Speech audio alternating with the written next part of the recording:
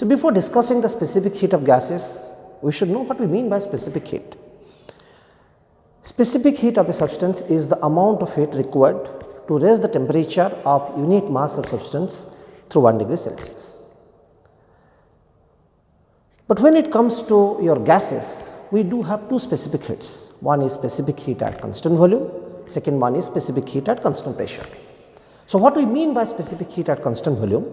It is the amount of heat required to raise the temperature of unit mass of gas through 1 degree Celsius when the process is carried out at constant volume. Similarly, specific heat at constant pressure is the amount of heat required to raise the temperature of unit mass of substance through 1 degree Celsius when the process is carried out at constant pressure. But such things are not there when it comes to your solids and liquids. That means, in solids and liquids, we have only one specific heat. What is the reason for that? Before analyzing this, one should know that whenever heat is added to any substance, it primarily does two functions.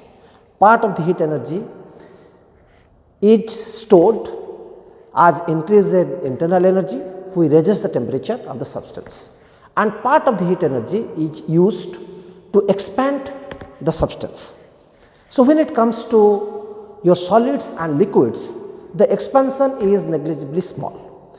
So, with reasonable accuracy, one can say that whatever is the heat that is added to the substance is stored as intrinsic internal energy, which brings about a rise in temperature.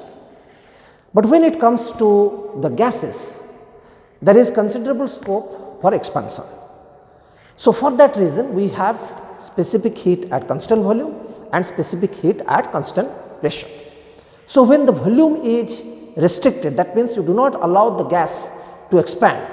So, whatever is the heat energy that is provided to it is used as intrinsic internal energy, and that brings about a rise in temperature. Similarly, when you allow the pressure to remain constant, there you allow the volumetric expansion. In that case, a significant amount of heat energy will be utilized in expanding the substance, and that is precisely the reason that the specific heat at constant volume is much lower than the specific heat at constant pressure, because whatever is the heat energy that is supplied to it is stored as intrinsic internal energy, because there is no scope for any expansion.